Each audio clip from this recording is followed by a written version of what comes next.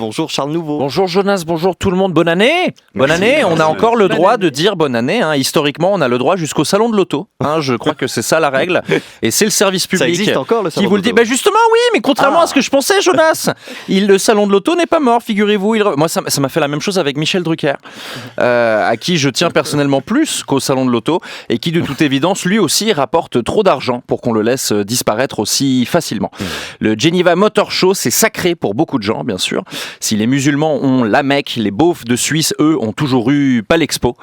Eux aussi, depuis le 7e siècle, à peu près, je crois, jusqu'à la pandémie de 2020, en tout cas, entre le salon de l'auto, le Supercross et les concerts de Michel Sardou, c'était la régalade.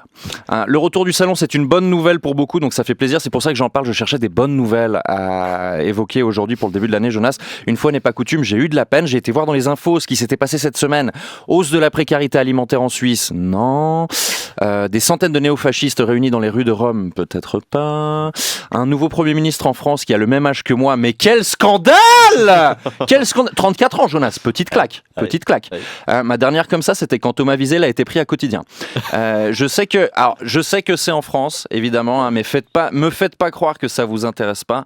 En Suisse romande, il y a plus de personnes qui savent que Gabriel Attal est le nouveau Premier ministre français que de gens qui savent que Albert Rochety est le nouveau président de la Confédération.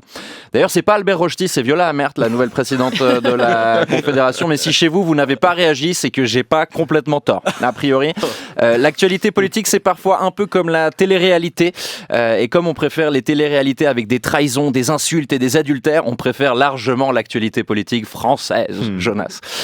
Et Gabriel Attal, vous en aviez peut-être déjà entendu parler parce que c'était le ministre de l'Éducation nationale qui était entré en fonction alors que les écoles publiques françaises étaient en sous-effectif et en baisse de niveau.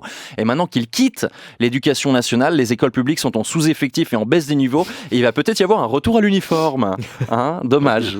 C'est comme si dans les écoles publiques suisses, on avait l'opportunité de rendre les cours d'allemand moins soporifiques et qu'au lieu de ça, Guy Parmelin militait pour qu'il y ait de l'atome à la cantine. Heureusement, la nouvelle ministre de l'Éducation, elle a l'air très optimiste sur le futur de l'école publique. D'ailleurs, elle a récemment avoué avoir inscrit ses enfants dans le privé. Donc tout va bien.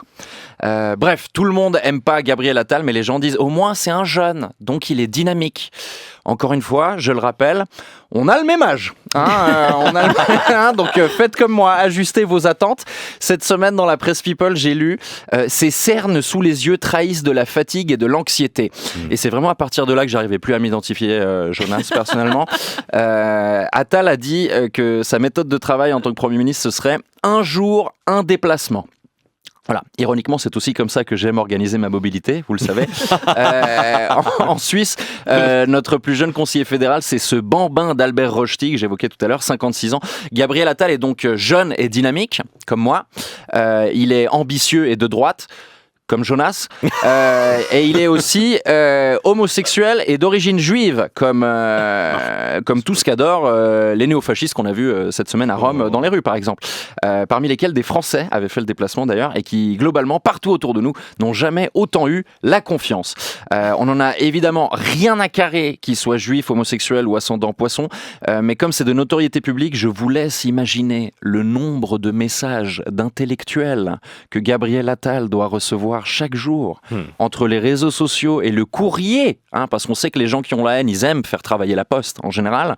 Apparemment, ça a déjà commencé. D'ailleurs, pour gérer tout ça administrativement, il faut au moins 2 équipes de fonctionnaires à plein temps, obligés. Si parmi les correspondants, il y a des gens qui détestent le service public, sachez que là, il y a une équipe de jour et une équipe de nuit qui se relaient. Vous créez de l'emploi, en fait. Ils rajouteront sûrement des CDD pour Hanouka et l'Eurovision, d'ailleurs. S'il y a des gens qui cherchent des stages, ce sera la période.